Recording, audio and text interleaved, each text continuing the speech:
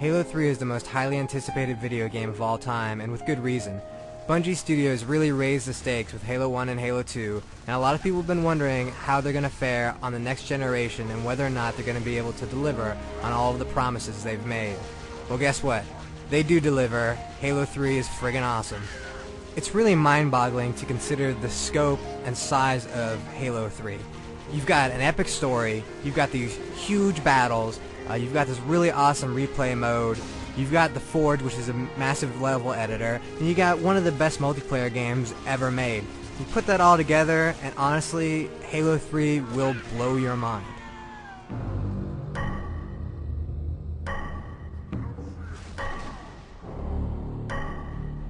When last we saw Master Chief, things weren't going so hot for him. Cortana had been captured by the Gravemind, which is the big, ugly plant thing that controls the Flood that nobody really understood in Halo 2. The Prophet of Truth and his brutes were headed to Earth to find something called the Ark, which, as far as we know, was going to be really bad for humanity. And, the elites had actually sided with the humans, so former enemies had become allies. And that's pretty much where we begin in Halo 3, with Chief coming to Earth, and right off the bat, he and the Arbiter are BFF, and they just go around kicking ass for 9 levels. There were a few major complaints with Halo 2, and that's that the level design required a lot of backtracking, and that there wasn't a lot of variety, so places just started looking the same again and again. Well, I can tell you right now that Halo 3 has a really great wide variety of environments, so you're never going to feel like you're going through the same stuff over and over again. However, there is going to still be some backtracking, because I just think that's in Bungie's design scheme. But it is definitely better and more solid than Halo 2. Another big complaint for people was that they left Master Chief's story a lot and were just focused on the Arbiter. And while some found that Elite story very interesting, a lot of people really complained about it. And Bungie made a game for the fans, and they pretty much got rid of all that stuff. So while the Arbiter is going to be following you around throughout the game, the whole story is Master Chief's story once again. If you're playing alone, you're always going to be in control of Master Chief. It's really all about him. The Arbiter is just sort of there as, it's kind of the bosom buddy, So he's there to help out, and sure, he matters, but he doesn't matter as much as Master Chief does. Veteran players of Halo are going to notice a few things right off the bat when they start playing Halo 3. Bungie decided to create a game that would service both casual fans and their hardcore fans who have really become experts at Halo, and to that end, they've made normal and easy mode actually easier than they've ever been, and heroic and legendary are slightly more difficult when you're playing alone. So if you've beaten the first 2 Halo games and you start on normal, you're going to miss out on a lot of stuff. There won't be turret placed in certain areas, there won't be a lot of troop reinforcements, the AI is going to be a lot more dumbed down than it usually would be, and the enemies aren't going to use as much equipment either, and equipment is one of the cool new things that they've added this year, and it's really great to see those enemies on heroic and legendary level actually throwing down like a bubble shield to protect themselves, or using a flare to blind you. Playing the game in single player on heroic will take you about 10 to 12 hours depending on your skill level at Halo, but if you play the game with 4-player co-op, which you can do online or offline, even on Legendary, you can probably blow through the game in about 5 hours if you're proficient at all in the Halo franchise.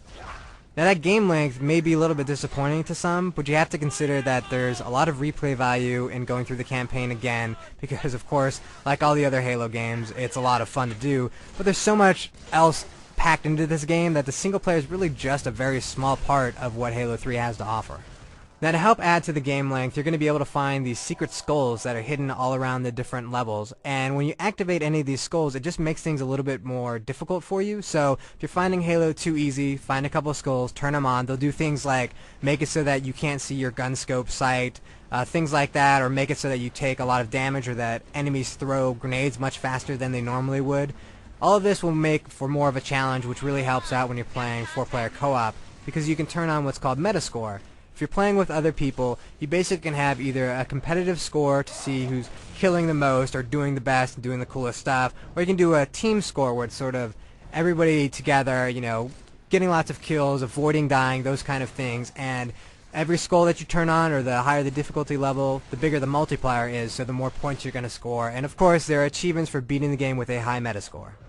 As you know, Master Chief is pretty proficient with beating the crap out of people with his fist, but really he's a lot better with a gun, and while we still have a lot of the old favorites coming back, there are a few cool weapons that have been added. We've got the Spartan laser, which basically zooms in and fires this laser that destroys anything, vehicles, whatever it hits. You've got a flamethrower. Yes, finally Halo has a flamethrower, and it's got a really cool looking effect, and guys will actually catch on fire. There are also a couple of new grenades that you'll get to fool around with. There's a spike grenade, which can stick anywhere, and then it shoots out spikes everywhere, does a lot of damage. And you have the firebomb, which you get later on in the campaign, and that's basically just an incendiary grenade that you throw it and stuff catches on fire, and who does not like fire? Dual wielding, which was added for Halo 2, is back again in Halo 3, but it's a lot less prominent, and that's because the battle rifle is actually the most efficient weapon in the game, and that's of course something that you can't dual wield. Really, the battle rifle was designed as that default weapon, that sort of like the M16 for Master Chief, where whenever you don't know what weapon to use, just default to the battle rifle because it usually will get you through just about any situation. One of the other big improvements is actually to the energy swords, which in Halo 2 the whole idea was just to lock onto a guy and you just instant kill. Well, now there's a little bit more depth to it, where if two guys swing their swords at the same time, they'll actually clash swords and both be stunned for a moment. So you get into these battles where guys are just hitting swords again and again trying to get at each other, and it almost becomes elegant. It's like swashbuckling in the Halo universe. Now the Spartan laser, flamethrower, fire bombs, those are all going to be cool, but the weapon that's really going to catch on and grab your attention is going to be the gravity hammer. And this bad boy is sort of like having Babe Ruth's bat in your hand, and you just can knock guys, swat them all over the place. You can even swat vehicles, knock over warthogs, send mongooses flying. It's a whole lot of fun.